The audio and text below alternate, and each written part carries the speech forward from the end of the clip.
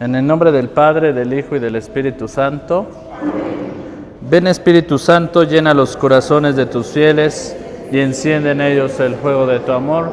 Envía, Señor, tu Espíritu y todo será creado y se renovará la faz de la tierra. Espíritu Santo, fuente de luz. Señor Jesús, en esta tarde que estamos reunidos en tu presencia, queremos pedirte que nos des la gracia de poder conocer tu palabra para ponerla en práctica y santificarnos cada día a través de las prácticas espirituales y de la Eucaristía. Todo esto te lo pedimos a ti que vives y reinas por los siglos de los siglos. Amén. En el nombre del Padre, del Hijo y del Espíritu Santo. Amén. El tema número 5 en realidad se titula Los libros litúrgicos de la Iglesia. Y como tal, lo que vamos a ver el día de hoy, para los que son lectores y participan en la misa, vamos a ver lo que es el misal romano y los leccionarios. El objetivo del tema, para los que estamos en el libro, ¿sí?, dice que revisaremos el misal romano, cómo se utiliza y cuál es su contenido. Veremos los leccionarios que se utilizan para las lecturas de la misa y otros manuales que son considerados libros litúrgicos por su apoyo que tienen para realizar los ritos litúrgicos de cada sacramento. Bien, pasamos a la siguiente página. Para los que igual por primera vez vienen, les voy a dar una breve retroalimentación de todo lo que hemos venido hablando. En estos cursos de liturgia, lo que queremos es profundizar en el sentido de cómo utilizar pues las cosas de la misa, los objetos litúrgicos, los libros, para que así pues no solamente seamos funcionarios de la liturgia. De momento puede pasar que nos enseñan a utilizar las cosas y solamente nos quedamos hasta ahí, cómo se utilizan. Pero la intención de estos cursos es que aprendamos el por qué se utilizan esas cosas, el origen de las cosas y la razón de ser de las mismas cosas. Entonces vamos a entender el día de hoy cuál es la función del lector. No solamente pasar a leer bonito y ya, o utilizar el misal romano y ya. Todo tiene su razón de ser. ¿Por qué? En alguna ocasión a mí me tocó conocer alguna parroquia o algunas parroquias donde los lectores estaban en un grupo de WhatsApp y el padre les mandaba las lecturas para que las ensayaran en la semana y el domingo pasaban al ambón y leían las lecturas desde su teléfono. Eso no es correcto. Y no solamente se trata de un libro y un dispositivo tecnológico, sino que los libros están diseñados especialmente para celebrar la misa. Entonces vamos a ver el sentido del por qué es importante estudiar estos libros, ¿sale? Al final de esta clase, pues vamos a aprender cómo se utiliza el misal romano, cómo se utilizan los leccionarios y cómo ser un buen lector en la misa. Esa es la intención de la clase de hoy, ¿vale? Vamos a comenzar con una dinámica que es la parte del calendario litúrgico, ¿sí? A diferencia de otras creencias,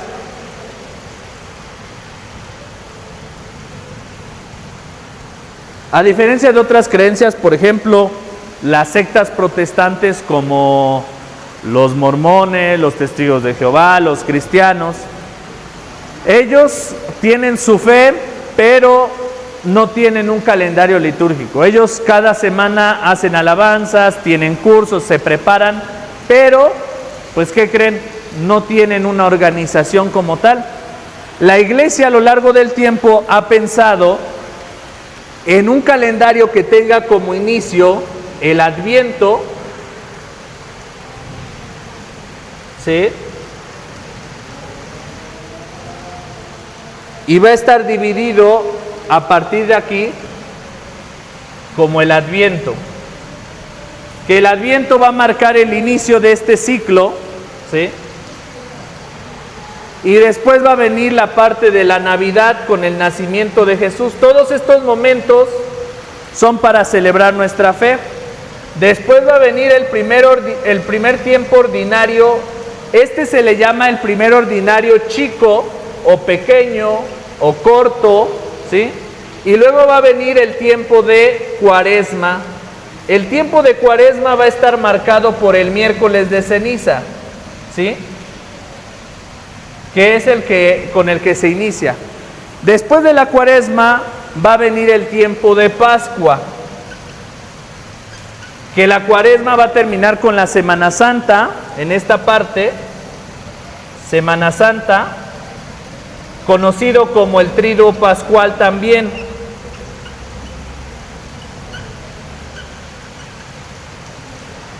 Después va a ser la Pascua, que es a partir del Domingo de Resurrección, y va a concluir con el tiempo ordinario largo.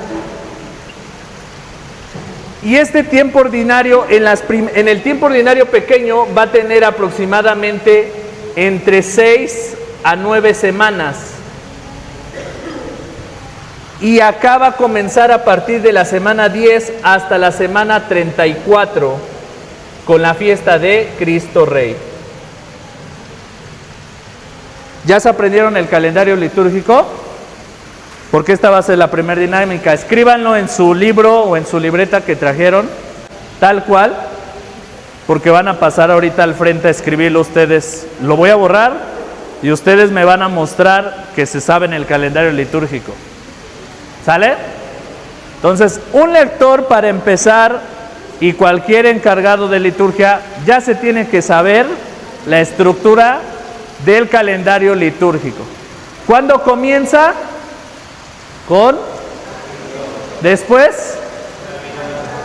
Después el ordinario chico o el ordinario corto. De ahí sigue la Cuaresma, marcada por el miércoles de ceniza. Después de la Cuaresma, ¿qué va a seguir? Semana Santa, conocida como el Triduo Pascual. Y de ahí comienza el tiempo de Pascua. Luego el tiempo ordinario largo, que va a comenzar desde la semana 10 hasta la semana 34, con la festividad de Cristo Rey. A ver, dos preguntas básicas. ¿Cuándo inicia el calendario litúrgico? Tiempo de Adviento. ¿Cuándo termina? La fiesta de...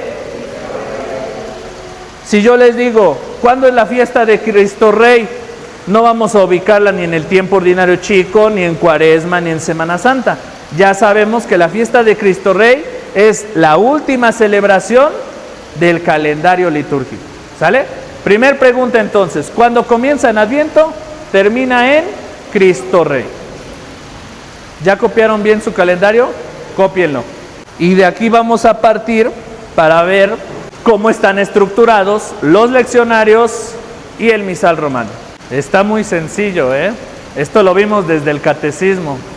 A ver si se acuerdan. Ya tiene mucho tiempo que a lo mejor no van al catecismo, ¿verdad? Puedes apoyarme con escribir los 3 primeros espacios del calendario. Después de Adviento, ¿qué sigue?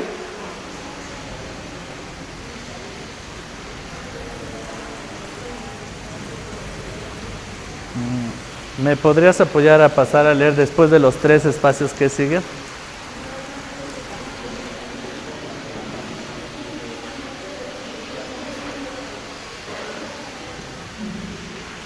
Muy bien, después sigue Navidad, ordinario chico. Después del ordinario chico, no le digan, no se vale decir. Muy bien, hasta ahí. Sí, ahorita vamos a ver qué sigue después de acá. ¿Me puede pasar a ayudar a escribir los que siguen? Los 2 espacios. Ordinario. Hay un ordinario que es chico y el otro que es... Muy bien. ¿Y después de la Semana Santa?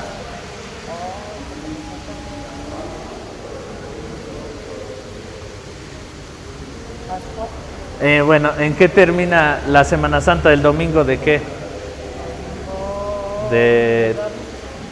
Después del Domingo de Ramos, sigue el domingo. ¿El siguiente domingo qué es? ¿No?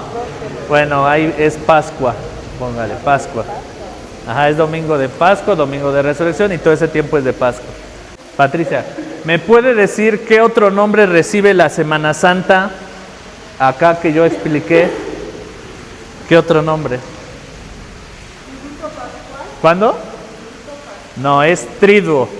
Triduo, ¿vale? Para que le corrija. Corríjanle en sus apuntes, es triduo. Lo voy a escribir acá en grande. El otro nombre que recibe la Semana Santa es triduo pascual. ¿Me puede apoyar? ¿Cómo se llama usted? Adrián. ¿Cuántas semanas dije que tiene el tiempo ordinario? La semana de Cristo Rey, les dije acá un número. ¿Cuántas semanas tiene el tiempo ordinario? No, semanas. Dijimos que acá tenía de 6 a 9. Acá comenzaba con la semana número 10 y terminaba en la semana número... Ya le soplaron, 34. ¿Sale? A ver, siguiente pregunta es, ¿cuántas semanas tiene el tiempo ordinario? 34. Esto nunca cambia. Siempre va a haber 34 semanas. Las semanas del año siempre son las mismas. ¿Sale? Solamente va a variar que puede ser que acá haya 6 o 7, pero a partir de acá va a empezar en el número en el que se quedó. Es muy importante saber la distribución del calendario litúrgico porque a partir de aquí comienza la distribución del misal romano y de los leccionarios. Y si ustedes no comprenden cómo está estructurada la organización del calendario litúrgico, no van a entender los leccionarios. En el leccionario número 2 vamos a tener normalmente el tiempo ordinario. Por eso es importante saber que tenemos 34 semanas. Y aunque el tiempo ordinario está en dos partes, ¿sí?, es uno solo. Desde la semana 1 hasta la semana 34 es un tiempo ordinario, pero está fraccionado. Si nosotros nos llegamos a quedar en la semana 7, en el leccionario 2, pues ahí le vamos a parar y vamos a continuar a la Cuaresma. Terminando la Cuaresma y la Pascua, cuando retomemos aquí, después de que terminó el domingo de Pentecostés, día del Espíritu Santo, vamos a buscar las lecturas a partir de la semana en la que nos quedamos. Si nos quedamos en la 7, seguramente acá va a comenzar la semana 8. Si allá nos hubiéramos quedado en la semana 9, entonces acá vamos a empezar en la semana 10. Y a partir de esa semana vamos a volver a buscar en el leccionario 2, en el tiempo ordinario, la continuidad. Pero el tiempo ordinario viene en un bloque. Así como viene el tiempo de Adviento, tiempo de Cuaresma y tiempo de Pascua en un bloque, el tiempo ordinario igual viene en un bloque.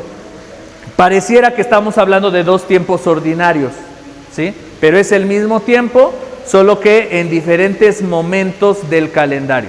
¿Sí quedó claro? La parte del tiempo ordinario es muy importante porque en la estructura que tenemos en los leccionarios, en el primer leccionario vamos a tener lo que es el Adviento, la Navidad y la Cuaresma. Cuando pasemos aquí, también va a tener una parte de la Cuaresma y va a tener sobre todo el ordinario. El leccionario número 2 está enfocado sobre todo en el tiempo ordinario. Y el leccionario 3 está enfocado sobre todo en las festividades o celebraciones votivas, que son celebraciones con diferentes momentos. Bautismo, matrimonio, ritos sacramentales, etc. Como veremos, no solo hay 3 leccionarios. Los leccionarios son donde van a venir las lecturas, sino que en los leccionarios tenemos otros rituales. Ahí ya va a entrar, aparte de los leccionarios, el misal romano, el ritual del bautismo, el ritual de la confirmación, el ritual de Semana Santa entre otros. Hay más rituales, que de hecho conocemos muy pocos. Si nos vamos en nuestro libro, más adelante, terminando los textos, tenemos un apartado donde tenemos estos libros rojitos, ¿sí? Ahí vamos a tener todos los rituales como ejemplo. Tenemos, según la página oficial del Vaticano, tenemos el ritual del Misa de Jubileo 2025, rito para instituir catequistas, ritual del matrimonio, Navidad en casa, Semana Santa en casa, ritual de órdenes, ritual de dedicación de iglesias y altares, misal romano, que es el del misal romano, bendicional para diferentes bendiciones, bendición de la casa, bendición de un coche, bendición de un lugar en específico, de un altar. Ahí viene el bendicional. Viene también el ritual de bautismo de niños, ritual de exequias, ceremonial de obispos, oraciones para revestirse, misal romano nuevamente, leccionario de Semana Santa, manual de indulgencias, misa en tiempo de pandemia, rito para la institución de lectores y acólitos, normas para la preparación y celebración de la Semana Santa, ritual de penitencia, ritual para la confirmación, normas sobre el año litúrgico y el calendario, Constitución Sacrosanctum Concilium, rito de apertura de la puerta de la misericordia de cada diócesis, directorio para celebraciones en ausencia del presbítero, ritual de la unción del enfermo y cuidado pastoral de los enfermos, ordenación general de la liturgia de las horas, instrucción general del misal romano, rito de conclusión del jubileo en cada diócesis, instrucción ut sive solicite sobre vestimentas de obispos, ordenación de las lecturas de la misa, rito de comunión y culto a la Eucaristía fuera de misa, ritual de la iniciación cristiana de adultos. ¿Sí? Imagínense, todos estos rituales hay. Ahora, el ritual, que es la tercer parte de lo que estamos viendo, la base principal o el tronco común, esto es como un árbol, el tronco común, la base, es el misal romano. El misal romano es el libro que tiene todas las oraciones y ritos litúrgicos de la misa, desde las oraciones principales, plegarias, prefacios, rito de la comunión y diferentes oraciones para los santos. De ahí tenemos los leccionarios, donde se van a encontrar en esos leccionarios las lecturas de la semana y de los domingos, situados en tres leccionarios, pero sobre todo es importante subrayar los dos primeros. Los dos primeros leccionarios son importantes porque el primero nos va a traer la Navidad, la Cuaresma, y en el segundo va a estar enfocado al tiempo ordinario. Porque la tarea de un lector primero es buscar las lecturas, aprender dónde están ubicadas y demás. Bien, entonces todo esto nos va a llevar a lo último. Los rituales no quiere decir que sean extras o menos importantes. Los rituales la iglesia los realizó a través de la historia para facilitar el trabajo tanto de los lectores como de los sacerdotes. Para que ustedes ya no estuvieran agarrando el misal romano y estándose haciendo pelotas que de aquí para allá, el ritual lo que hace es darte un librito para la celebración específica que quieres. Por ejemplo, el ritual de Semana Santa. Nosotros podemos ocupar el misal romano y los leccionarios, que de hecho esa es la idea. Pero si ustedes quieren facilitarse la vida, agarran el ritual de Semana Santa, lo abren y ya viene el Domingo de Ramos. Solo tienen que buscar si es el ciclo A, ciclo B o ciclo C, que ahorita vamos a pasar a eso, la estructura del contenido. Entonces, lo que tienen estos rituales, van a tener el misal romano y el contenido de los leccionarios en uno solo. Por ejemplo, el ritual del bautismo. Van a abrir el ritual del bautismo y va a venir cómo celebrar el bautismo. En el nombre del Padre, del Hijo y del Espíritu Santo, el saludo del sacerdote, la bienvenida, y van a venir ahí mismo las lecturas. Y va a traer opción A, opción B, opción C. ¿Por qué? Porque puede que un sacerdote en un sábado o en un domingo celebre más de 3 bautismos. Para que no sea tan rutinario para él escuchar en todas las celebraciones las mismas lecturas, se propone que el sacerdote elija las lecturas. Entonces él nos va a decir, toma las lecturas, la primera opción, o la segunda opción, o la tercera opción. O hay veces que el sacerdote agarra el ritual del bautismo y a ti como lector te dice, aquí, ¿sí?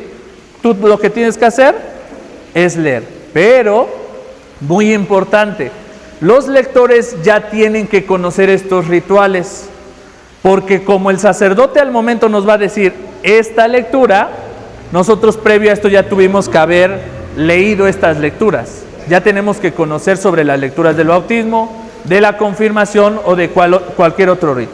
Misal romano, leccionarios y rituales. Estos son los libros litúrgicos de la iglesia. Vamos a pasar entonces a la estructura de estos libros. ¿Qué es lo que va a tener el misal romano? Y vamos a comenzar con el misal romano. El misal romano, que yo lo voy a dividir en esta parte para que vean que pues esta es la mitad del misal romano y hacia atrás acá tenemos los primeros bloques y vamos avanzando hacia allá, ¿sale? En las primeras páginas del misal romano vamos a tener lo que es el ordinario de la misa. La misa va a tener 3 oraciones que se llaman oración colecta, oración sobre las ofrendas y oración después de la comunión. Son 3 oraciones. Entonces, en el ordinario de la misa, en la parte de arriba va a traer primer domingo de Adviento. En la siguiente página va a traer lunes primero de Adviento. En la siguiente página va a traer martes hasta llegar al siguiente domingo y así. ¿Cuándo comienza el calendario litúrgico en la iglesia? Con el Adviento. El misal romano no va a comenzar con la Cuaresma ni con Semana Santa, va a comenzar con Adviento. En esa hojita vamos a tener 3 oraciones. Va a traer la oración colecta, la oración de las ofrendas y la oración después de la comunión. Siguiente hoja, igual, 3 oraciones. Si le damos vuelta a la página, 3 oraciones y así sucesivamente. Todo el primer bloque del misal romano va a traer las 3 oraciones. Por eso es que en la misa vemos cómo el monaguillo va a empezar casi en medio del misal con los ritos iniciales y cuando el sacerdote dice oremos, le cambia al misal romano que son en estas oraciones. Ahí va a estar un listoncito. A la mitad del misal romano vamos a tener, después de todo el ordinario, ahora sí, los ritos iniciales y estos nunca van a cambiar. Los ritos iniciales son con los que empieza el Padre, en el nombre del Padre, del Hijo y del Espíritu Santo, amén. El acto penitencial, después el Gloria, según sea el caso, y terminamos con la liturgia de la palabra, donde nos vamos a pasar a los leccionarios. Y después de los ritos iniciales, va a traer un espacio para los famosos prefacios, ¿sí?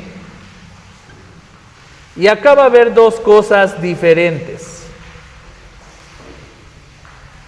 Hay un término en el misal romano que de momento nos confunde: prefacios y plegarias, ¿sí? Y acá está la diferencia.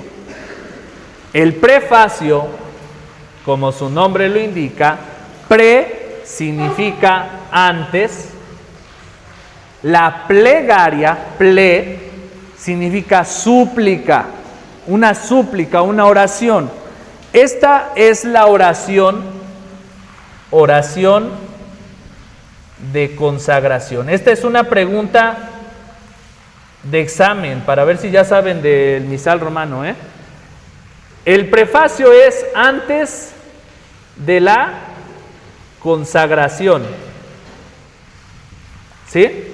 Prefacio antes de la consagración, plegaria, ¿sí?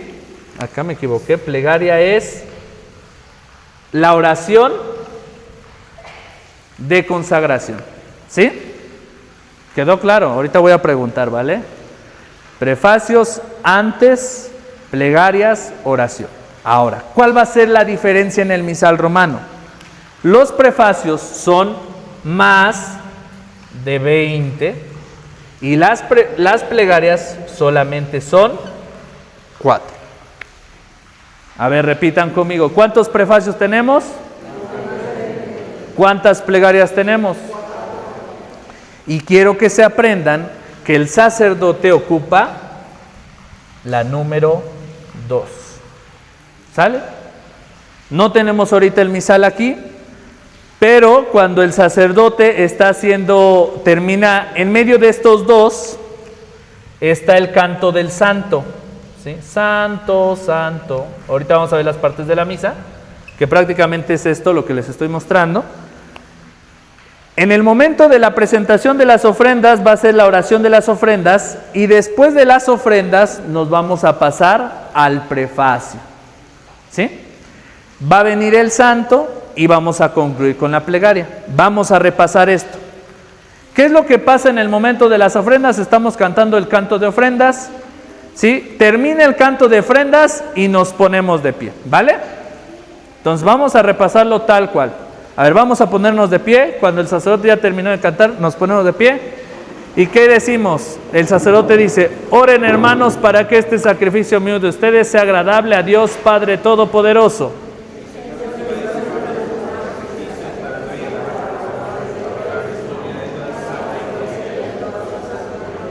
Terminando la oración de las ofrendas, que imaginemos que estamos en la primera de Adviento, se va a pasar al prefacio, que está hasta después de los ritos iniciales, y en el prefacio se va a tomar el primero de Adviento, que el prefacio va a comenzar cuando el sacerdote, después de decir la oración sobre las ofrendas, va a terminar por Jesucristo nuestro Señor, amén. Y va a decir: el Señor esté con ustedes. Levantemos el corazón. Demos gracias al Señor nuestro Dios. Cada que el sacerdote dice esa fórmula, estamos hablando de un prefacio. El prefacio nos está preparando para la consagración. Todavía no es la consagración, nos estamos preparando. Entonces, todos los prefacios van a empezar con esa fórmula: el Señor esté con ustedes y con tu espíritu. Levantemos el corazón, lo tenemos. Esa fórmula es de un prefacio. Ahora, después de eso, el sacerdote va a decir: en verdad es justo y necesario, es nuestro deber y salvación, darte gracias siempre y en todo lugar, Señor Padre Santo, y ahí va a venir una oración según sea el caso. Primero de Adviento, segundo de Adviento, o tiempo ordinario, o tiempo de Cuaresma, o celebración de un bautismo, celebración de la Semana Santa. Por eso es que hay muchos prefacios, porque va a continuar con la estructura de lo que se está pidiendo. Entonces, por eso es que decimos que hay más de 20 prefacios, porque nos preparan para la consagración. ¿Sí?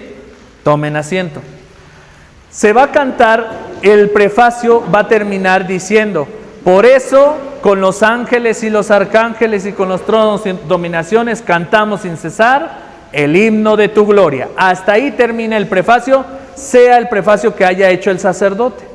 Continúa después con el santo, santo, santo. Termina el canto del santo y el sacerdote va a decir: por eso, Padre Santo, te suplicamos que santifiques estos dones con la efusión de tu Espíritu Santo. ¿Sí? Y cuando el sacerdote hace eso, ya estamos hablando de la consagración. Toda oración que sigue después del canto del santo ya es considerada plegaria. Entonces, en el misal romano vamos a tener unas pestañitas de color rojo que van a indicar en números romanos 1, 2, 3, 4. Esas son las 4 plegarias, por eso trae las pestañitas. Los prefacios no van a traer pestañitas, no. Las plegarias tienen los 4 números romanos acá en la orillita, en la parte de abajo.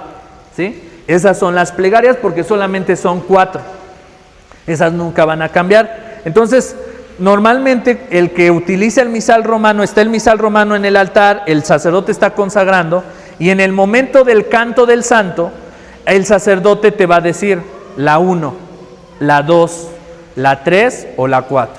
Normalmente hay sacerdotes que en el mismo altar, para que no se vea la señal, están así mirando hacia el frente y ponen su número así y te hacen en el altar así, la 2, ¿sí? Que es la plegaria número 2. Entonces, mientras están en el canto, tú agarras el numerito del número 2 porque acá tienes tu misal, ¿sí? Este es tu misal, acá vas a tener la 1, la 2, la 3 y la 4. Entonces, si el sacerdote me pide la 2, agarro el 2 y le abro en el 2. Y ahí va a tener la oración de: por eso, Padre Santo, te suplicamos que santifiques estos dones con la efusión de tu Espíritu Santo. Si me pide la 1, también trae la plegaria de la 1. Si me pide la 3 o la 4, ¿sí? Para eso trae los números romanos el misal, porque son las plegarias. ¿Qué es una plegaria? Una oración de consagración. ¿Qué es un prefacio? Es la oración que nos prepara para la consagración, va antes, ¿sí? Estúdienlo porque de momento las palabras parecen iguales: prefacio, plegaria. En el misal romano vamos a tener prefacios de la misa o plegarias eucarísticas, ¿sí? Y esas son las dos partes diferentes que vamos a tener después del misal romano. Primer parte va a traer todas las oraciones, que son estas: ritos iniciales, prefacios, plegarias. Y en la parte final del misal romano vamos a tener diferentes oraciones para misas votivas, para celebraciones de las misas de los santos, oraciones especiales. Pero bueno, eso ya son en casos especiales. Pero en el ordinario, donde nosotros lo ocupamos, que es en la misa del domingo, tenemos que estudiar todos los domingos del ciclo litúrgico, los ritos iniciales, los prefacios y las plegarias. Ahora, si yo me encuentro en la semana 8 del tiempo ordinario, voy a buscar mis oraciones. ¿Y qué prefacio voy a ocupar? El que el sacerdote me indique. Pero yo ya tengo que preparar en el prefacio, en los prefacios ordinarios. No tengo que estar en el prefacio de Adviento. Igual en los prefacios viene por orden: Adviento, ordinario, Cuaresma, Navidad, Pascua, y también viene prefacio de bautismo, de confirmación, de enfermos, por un apóstol, por un mártir, por un sacerdote, etc. Entonces acá ya vamos a tener el listoncito preparado en los prefacios del tiempo ordinario. Los prefacios ordinarios son más de 5. Si son varios ordinarios, entonces lo vamos a poner en el prefacio 1 del tiempo ordinario, y ya el sacerdote va a elegir el 1, el 2, el 3 o el 4, ¿sí? Pero ya tenemos que estar preparados en los prefacios del tiempo, ¿sí? No vamos a estar en el de Adviento. Pero de preferencia, si el misal romano trae los listones todavía de colores, es bueno que el verde se ocupe para la primer parte, las oraciones, el naranja para el ritos iniciales y el rojo, me parece, para los prefacios, ¿sí? Y de ahí pues las plegarias ya vienen señaladas con las pestañitas. Ah, y se me pasaba, después de las plegarias viene el RI o la C, que es el rito, RC o el rito de comunión. RI es ritos iniciales, ¿sí? Y RC, rito de la comunión. En el misal romano va a marcar una C, igual como estas pestañitas. En el misal romano acá una pestañita va a traer una C de comunión. Igual cuando terminemos la plegaria, que va a terminar cuando dice, cuando el sacerdote eleva el cáliz, no me acuerdo de la fórmula de la oración. Terminando la oración, sigue el rito de la comunión. Entonces solamente agarramos la pestañita y ya estamos en el Padre Nuestro, ¿sale? Les comentaba sobre los listones, que puede ser que se ocupen del color que ustedes quieren colocar en cada tiempo, pero hay misales romanos que ya traen todos de un solo color, todos son rojos. Entonces, pues ahí no, pues todos tendríamos que separarlos. Nada más ubicar que ya más o menos al principio tenemos las oraciones, en medio el rito inicial y después los prefacios, ¿sale? Pero el color pues no nos va a ayudar tanto. Los que tienen misales de color, pues sí, se pueden apoyar de eso para que puedan hacerlo. Vamos a la estructura rápidamente de los leccionarios, porque tenemos que terminar con la práctica de la misa. ¿Cómo es la participación del lector en la misa? Porque eso es lo que me interesa. Pasamos a la parte de los leccionarios. ¿Cuántos leccionarios dijimos que son? 3. Bueno, en general yo me voy a situar en lo que hablamos al principio. Calendario litúrgico. El calendario litúrgico inicia en Adviento, termina en tiempo ordinario con la celebración de Cristo Rey. Ahora, aunque cada año se celebra lo mismo, la Iglesia ha tomado en cuenta 3 ciclos. Y acá viene lo importante que hablaban hace rato. El ciclo A, el ciclo B y el ciclo C lo ha distribuido la Iglesia para que el cristiano creyente conozca toda la Biblia en 3 años. Si tú vas a misa todos los domingos, en 3 años, tú ya habrás conocido todo el contexto de la Biblia, sin leer la Biblia. O sea, yendo a misa todos los domingos sin faltar, tú ya seguramente ya escuchaste toda la Biblia. 3 años. Ahora, en las misas feriales, la Iglesia propone que conozcas en 2 años toda la Biblia. ¿Qué es una misa ferial? Las misas entre semana, y entre semanas se toman en cuenta desde el lunes hasta el sábado. ¿Sale? Ahí lo estoy explicando. Misas dominicales, misas feriales. Entonces, las misas dominicales estarán divididas en 3 ciclos. Ciclo A, ciclo B, ciclo C. Las misas feriales, que son de lunes a sábado, se tomarán en 2 años y en los leccionarios van a aparecer como año par o año impar. De tal manera que ahorita estamos en el año ¿qué? 2026. 2026 es par, ¿sale? Para el año 2027 estaremos en el impar. 2028, año par. 2029, año impar, y así sucesivamente, ¿sí? A lo largo de 2 años, si nosotros vamos a misa de lunes a sábado, en 2 años habremos conocido toda la Biblia. Ahora, si nosotros nos situamos en los 3 ciclos de las misas dominicales, la Iglesia ha buscado que en estos 3 ciclos tengamos el ciclo A meditar a Mateo, al Evangelio de San Mateo, luego en el ciclo B, el Evangelio de San Marcos, y el ciclo C, el Evangelio de San Lucas. ¿Cuántos evangelistas tenemos? Y se preguntarán, ¿dónde está San Juan? Pues, ¿qué creen? San Juan, tomado como el evangelio solemne, es un evangelio solemne. No quiere decir que sea más importante que los otros. Hay un curso que yo he compartido también en YouTube para que vayan a buscarlo, que se llama La Teología de los Sacramentos, ¿sí? Perdón, la teología de los Evangelios.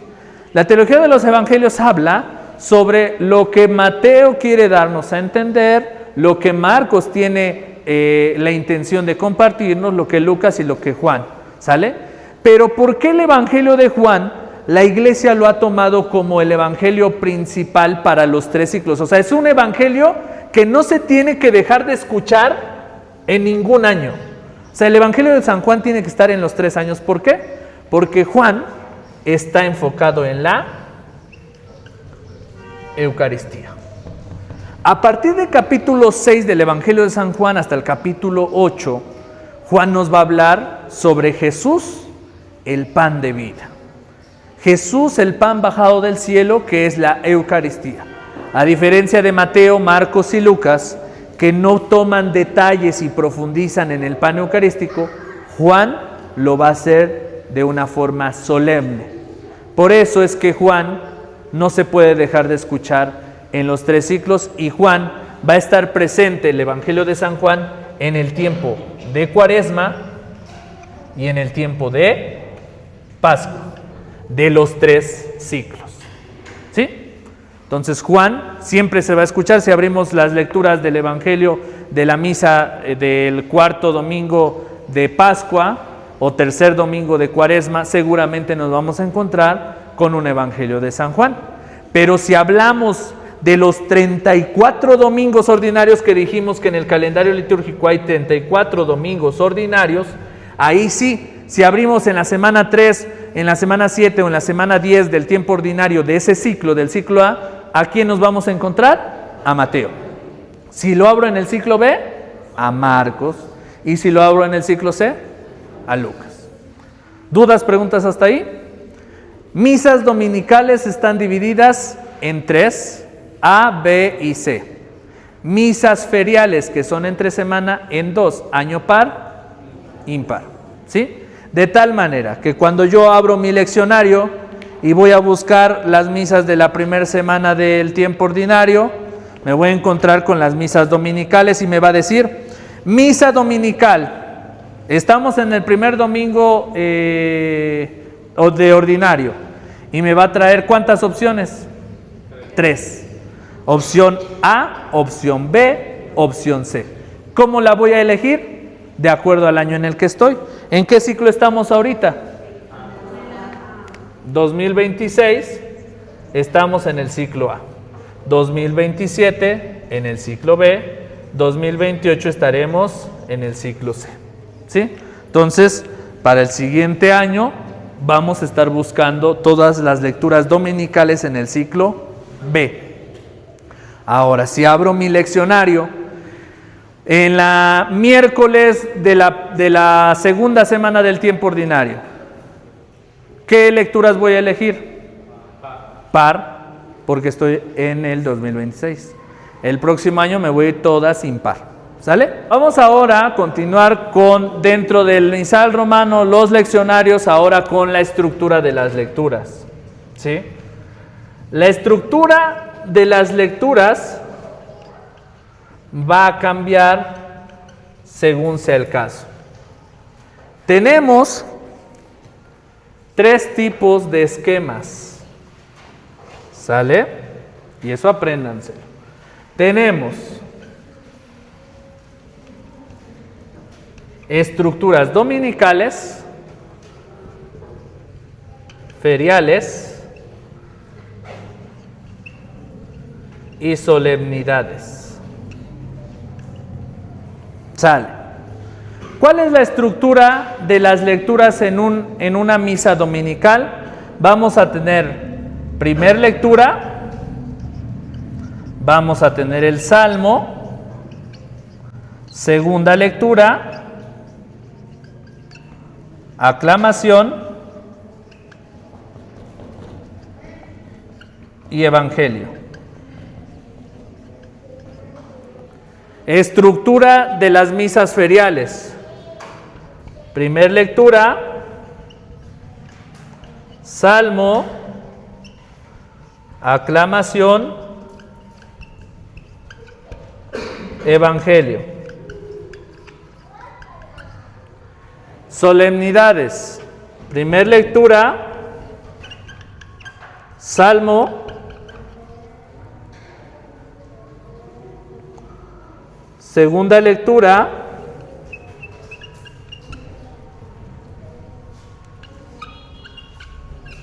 secuencia,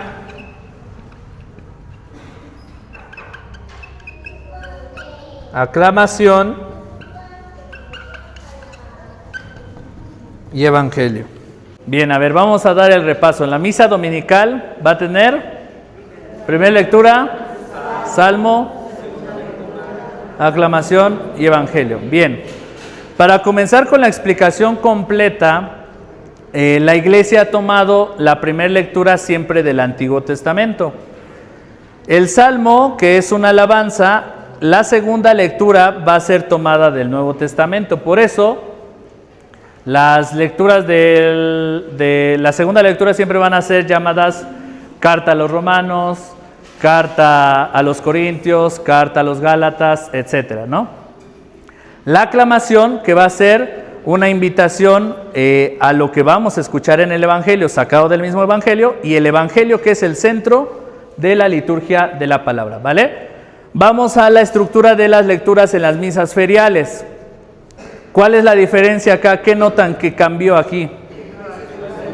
No hay segunda lectura. En las misas feriales, que son entre semana, vamos a tener lecturas, en este sentido nada más una lectura que puede ser también del Nuevo Testamento. No es específicamente ahí que sea del Antiguo. Se quita la segunda lectura, pero la demás estructura es la misma. ¿De acuerdo? Las solemnidades, ¿qué es lo que va a cambiar? que va a tener la misma estructura de la misa dominical, primera lectura, salmo, segunda lectura, pero en este caso vamos a tener por ejemplo, la misa de Pentecostés, que tuvimos secuencia o no. ¿Alguien que se acuerde qué decía la secuencia? Era una invocación al Espíritu Santo, ¿sí? Ahora, secuencias, por ahí anótenlo. Lo estaba yo buscando ahorita en mi teléfono, pero no encuentro el documento. La iglesia ha aprobado solamente cuatro secuencias en el año litúrgico. ¿Sale? ¿Cuántas secuencias hay? ¿Sí? Una es del Corpus Christi, otra es la del Espíritu Santo, la Virgen de Dolores, me parece que es el 15 de septiembre, yo no sabía de esa, ¿sí? 15 de septiembre, y entonces vamos a pasar a la parte de la participación del lector en la misa. El lector tiene que considerar, número uno, las cosas importantes en el altar. Y es que en el altar vamos a tener los objetos litúrgicos que están situados en una mesita que se llama credencia.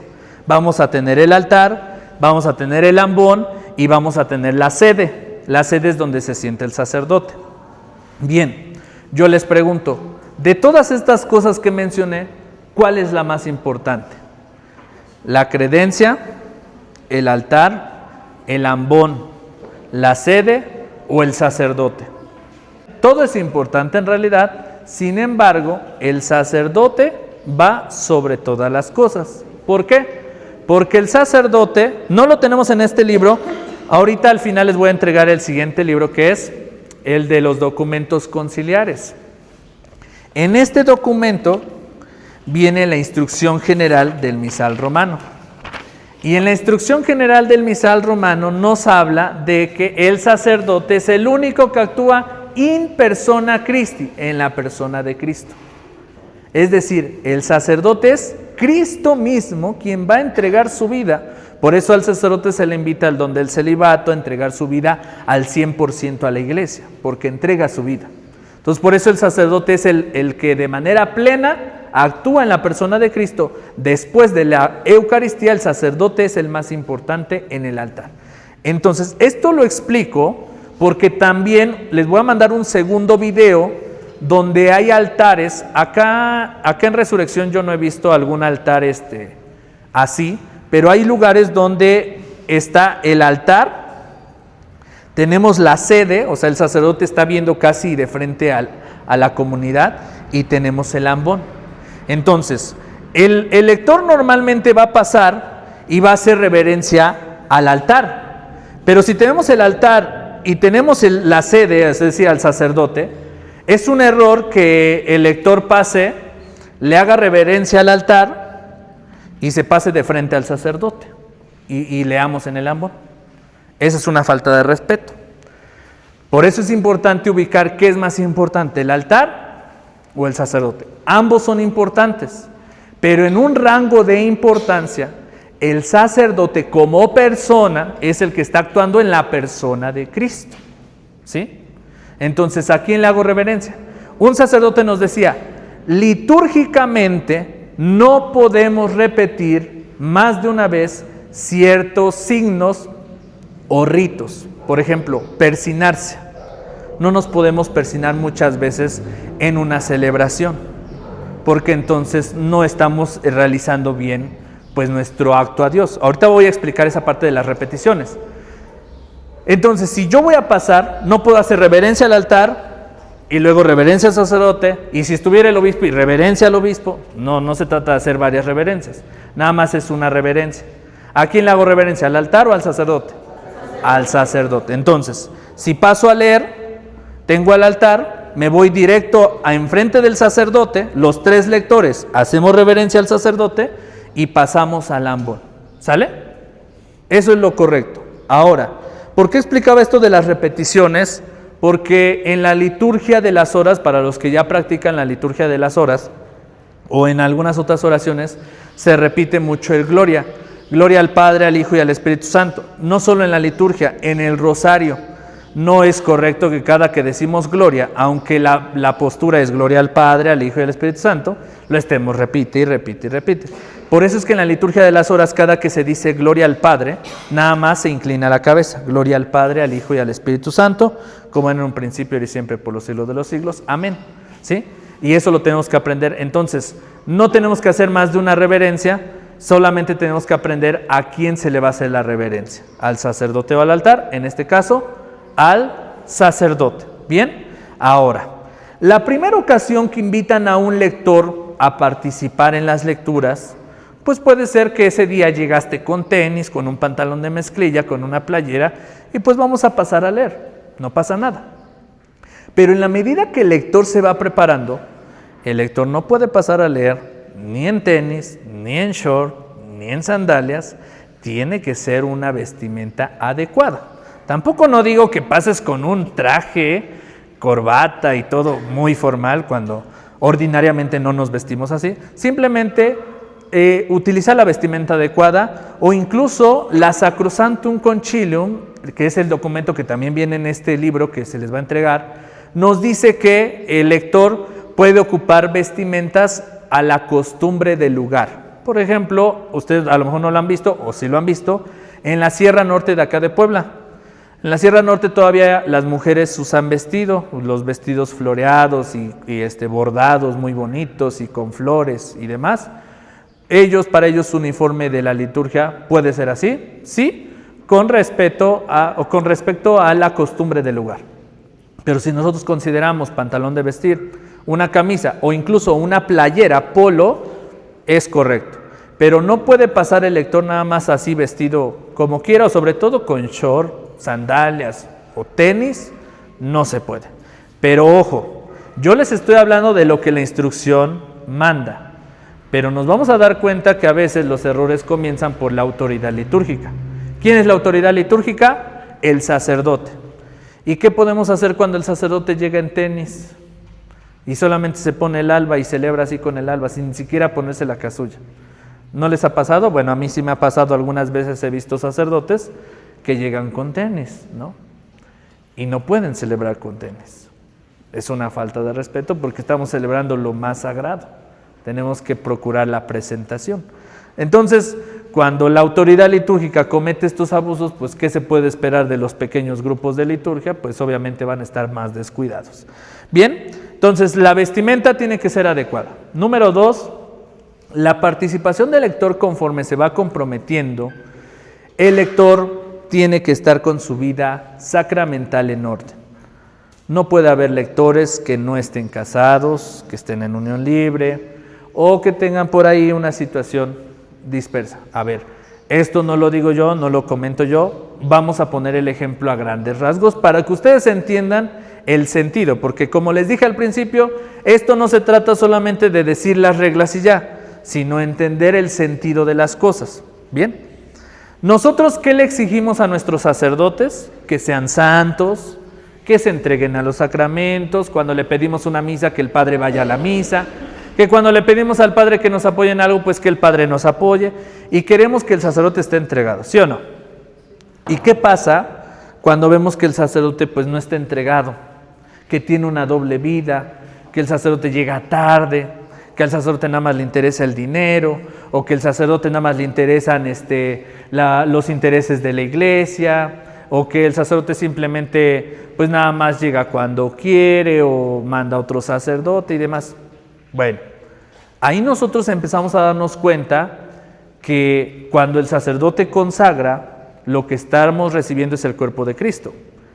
Y quisiéramos sacerdotes entregados porque lo que ellos están convirtiendo con sus manos es sagrado, ¿sí?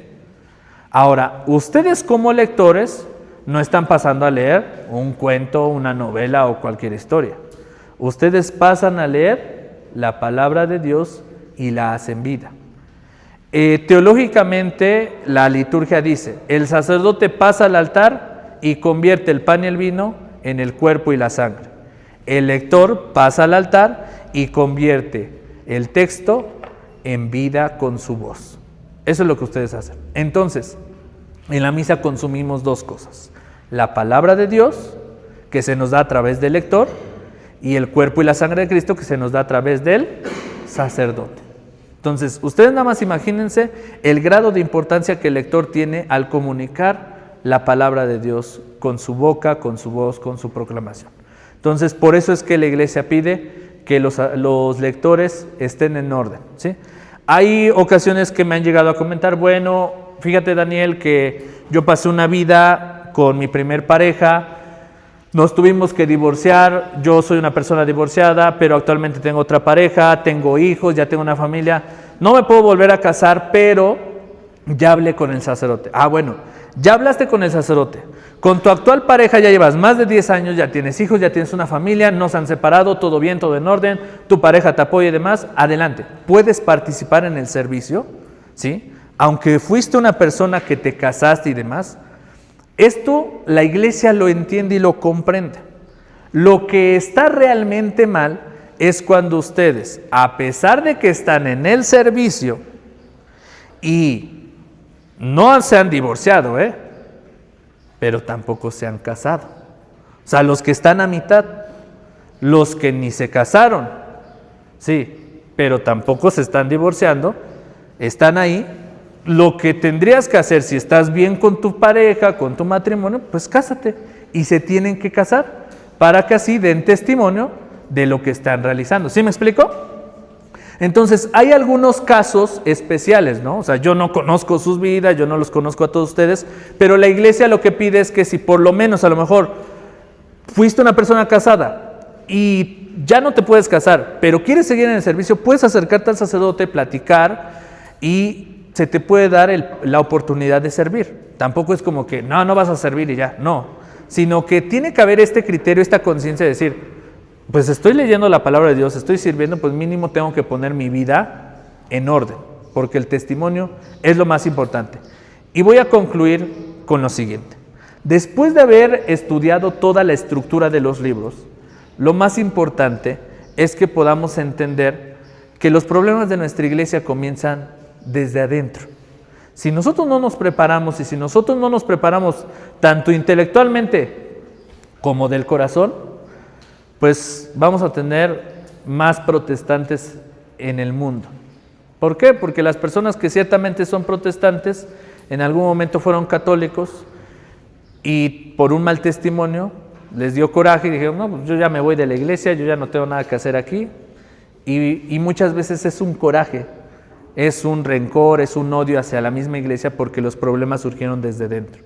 Ustedes más que yo me lo podrán decir porque participan en la iglesia, que los problemas comienzan desde dentro, ¿no? En los pequeños grupos, alguien no está de acuerdo y demás, pues ahí empiezan los primeros malos testimonios y por eso la gente se va de la iglesia. Entonces hay que tener mucho cuidado porque hay que prepararnos tanto de la mente como del corazón.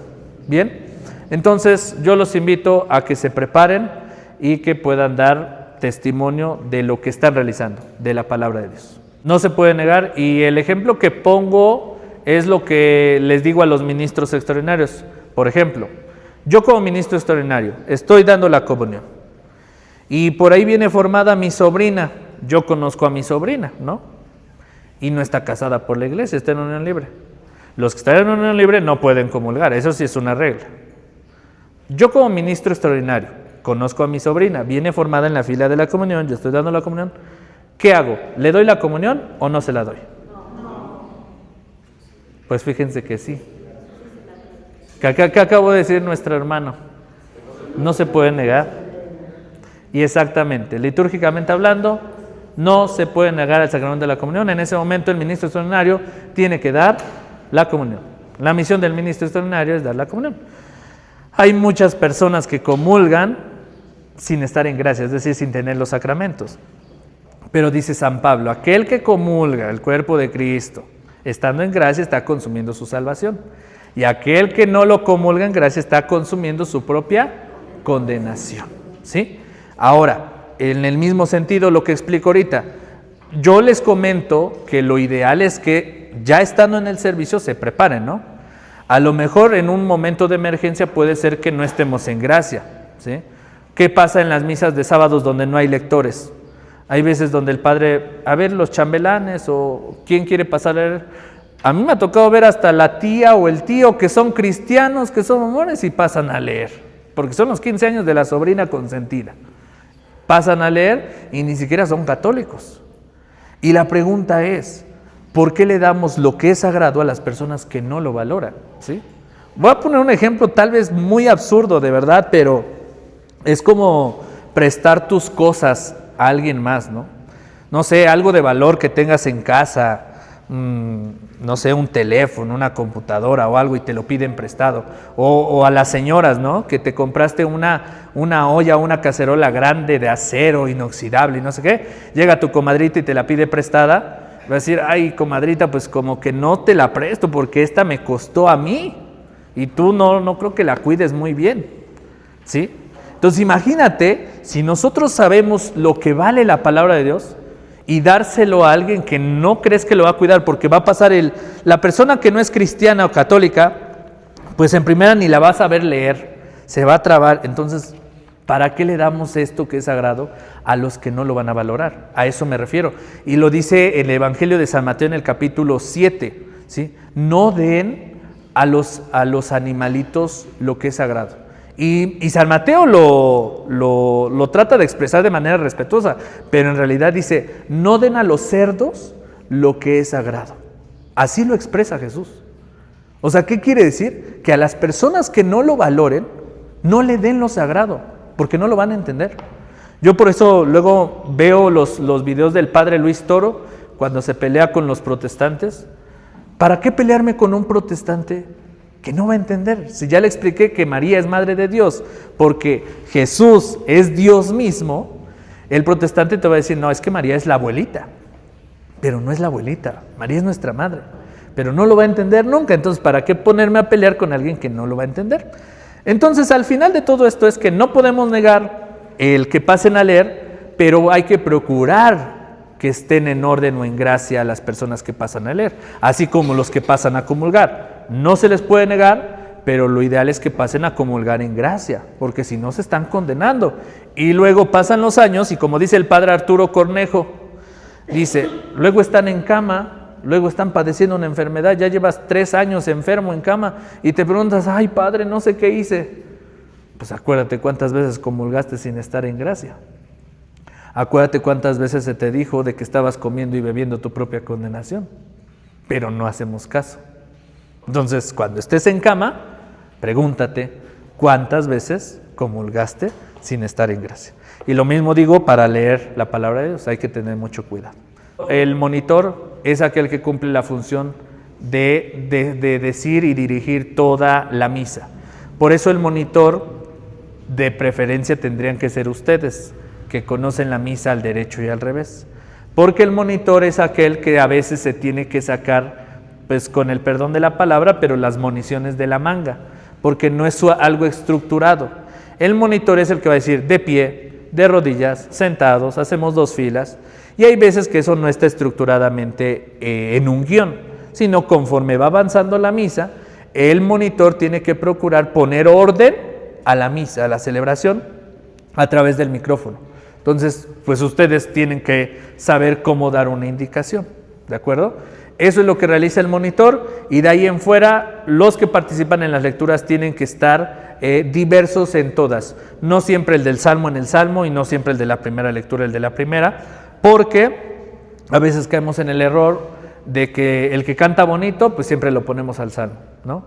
El que no canta, pues lo pones en la aclamación, porque ni sabe leer y ni sabe cantar y pues nada más que haga la aclamación. No, que ensaye la primera lectura. El que canta bien también tiene que ensayar la aclamación, ¿no? Y si algún día te toca estar en la banca y no pasar a participar porque todos ya tienen servicio, bueno, también nos toca descansar en algún domingo, ¿sale? Litúrgicamente la aclamación es cantada. Hay una parte precisamente donde habla en los prenotados de los leccionarios, porque lo que vamos a estudiar acá en el curso de liturgia es la instrucción general del misal romano, que es toda la misa. Pero hay todavía una, se podría decir, instrucción general de los leccionarios, que se llama los prenotados. Y esos prenotados es todo sobre las lecturas. Y hay muchas cosas de las que habla en los prenotados, por ejemplo, las hojitas, el misal mensual. El misal mensual o las hojitas que se reparten en la misa no se pueden utilizar en la celebración, ¿sí? ¿Por qué? Porque es una falta de respeto a quien está leyendo desde acá. Es como en casa, te está hablando tu mamá y pues estás en el celular o estás revisando otra cosa, pero no estás poniéndole atención, ¿verdad? En misa tenemos que prestar atención al lector. No tienes que utilizar el misal mensual. Eso solamente se utiliza como previo a la misa para leer las lecturas, para estudiarlas o para tomarlo de referencia para buscar las lecturas en los leccionarios, ¿sí? Y tampoco se puede utilizar el misal mensual o el misal anual desde el amón, al menos que sea una capilla que apenas está iniciando. Sí, pero imagínate, ya estás en la parroquia o ya estás en una capilla que ya lleva años y pasas al ambón con tu misal mensual, no es correcto, ¿sí? La hora santa no es un rito litúrgico, ¿sí? Precisamente dentro de nuestro curso de liturgia hay un tema que se llama las prácticas espirituales y los ritos litúrgicos. O sea, los ritos litúrgicos llevan un orden porque tienen un grado de salvación, es decir, ¿por qué se pretende que haya una estructura en el rito de la misa? Porque cada oración es sagrada, ¿sí? Ahora, la práctica espiritual se puede obtener indulgencias plenarias, pero no como tal recibimos la salvación. La hora santa es una práctica espiritual, por eso en la hora santa se puede rezar el rosario, se pueden cantar, podemos hacer alabanzas, podemos leer la Biblia, la lección divina, la liturgia de las horas, etcétera, ¿no? Se pueden hacer varias prácticas espirituales porque no es como tal que vamos a recibir un sacramento. Por eso también no es correcto que después de la hora santa recibamos la comunión. Algunos sacerdotes han permitido que después de la hora santa se reserva el Santísimo, antes de que se reserva, se da la comunión. No, la comunión solamente se tiene que dar cuando vamos a misa, porque para eso vamos a misa, para recibir la comunión, no en la hora santa. ¿Bien? Bueno, vamos a la práctica y a lo que sucede realmente en nuestras comunidades. Litúrgicamente hablando, en Semana Santa, ¿cuántas lecturas tenemos el Sábado Santo? ¿Cuántas leemos en las capillas? ¿Y por qué? Por el tiempo. Y otro sacerdote nos decía, y entonces para Dios no tenemos tiempo. La liturgia precisamente tiene algunas, hasta cierto punto, incongruencias, porque después de mucho tiempo se tomó en cuenta 7 lecturas para que se analice, se reflexione sobre todo en toda la historia de la salvación, y la realidad es que no solo aquí, o sea, incluso en varios lugares se resume a 3 lecturas o a veces hasta en 2 lecturas, ¿sí? Y esto por cuestión también de necesidad en algunas comunidades donde el sacerdote no va. Pero al final, la pregunta es ¿por qué entonces no hacemos las 7 lecturas? La secuencia, en teoría, pues tiene que ir cantada al igual que la aclamación, pero la realidad es que en todos los lugares se reza, ¿sí? Porque la secuencia es más larga que la aclamación. Si la aclamación, siendo la aclamación, no la cantamos y está corta, imagínense la secuencia, pues menos, ¿verdad? Pero en la aclamación, o sea, litúrgicamente la aclamación y la secuencia van cantadas, ¿sí? Las recomendaciones, yo creo que todos en la primera ocasión, pues siempre vamos a estar nerviosos para pasar a leer, pero bueno, ya si ya llevas más de 2 años pasando a leer, yo ya creo que no debes de tener nervios. Sin embargo, cuando son celebraciones importantes, Semana Santa, las primeras comuniones, pues sí, te llegas a poner nervioso. Lo más recomendable, número 1, es la respiración en un lector, ¿sí? Tienes que aprender a respirar, a tranquilizarte, a relajarte, tomar bien el micrófono, porque luego el micrófono lo tienes hasta acá o por acá y no quieres que te escuchen. No, pues se trata de proclamar, ¿no? La lectura la tienes que leer previamente mínimo 2 veces, ¿sí? Y una recomendación muy sencilla es que se compren las sopas de letras, que ahorita ya no hay puestos de periódicos, pero en alguna librería. Había un sacerdote en el seminario que leía los libros y cada que nos sentábamos a comer con él, tenía siempre un libro al lado y nada más veíamos cómo le pasaba, y le pasaba. Y yo le pregunté una ocasión, le digo, padre, ¿y a poco usted sí de veras lee todo? Porque yo nada más veo que le va pasando. Dice, sí. Y le preguntaba sobre el texto y te decía lo que había leído. Y ciertamente sí era. Y decía, es que la lectura fluida comienza por una buena vista, por una buena visualización. Entonces, para aprender a leer, para tener fluidez, tenemos que aprender a ver primero, ¿sí?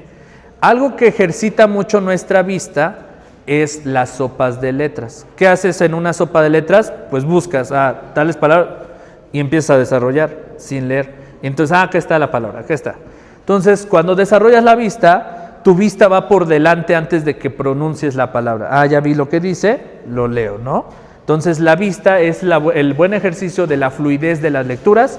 Y ya adicional a eso, pues va una buena ortografía, pero eso sí ya tendrían que tomar clases de ortografía porque hay quienes estamos, pues, a lo mejor un poquito mal en la ortografía, pero hay que estudiar un poquito esa parte, ¿vale? Nos ponemos de pie, vamos a terminar con nuestra oración, en el nombre del Padre, del Hijo y del Espíritu Santo. Te damos gracias, Señor, por todos los beneficios que nos concedes en esta tarde. Te pido que bendigas a la familia de cada una de estos lectores y servidores tuyos que los has llamado a tu servicio. Te pido que les des la gracia de comprender tu palabra, de poder practicar la lectura, de poder transmitir tu palabra a todas las personas que más lo necesitan. Y sobre todo ayúdanos, Señor, a dar un buen testimonio en medio de nuestras comunidades, porque el testimonio es realmente lo que manifiesta tu presencia aquí en la tierra. Todo esto te lo pedimos con la oración que tú mismo nos enseñaste, diciendo: Padre nuestro que estás en el cielo, santificado sea tu nombre. Venga a nosotros tu reino, hágase tu voluntad en la tierra como en el cielo. Danos hoy nuestro pan de cada día, perdona nuestras ofensas, como también nosotros perdonamos a los que nos ofenden. No nos dejes caer en la tentación y líbranos de todo mal. Amén. En el nombre del Padre, del Hijo y del Espíritu Santo. Amén.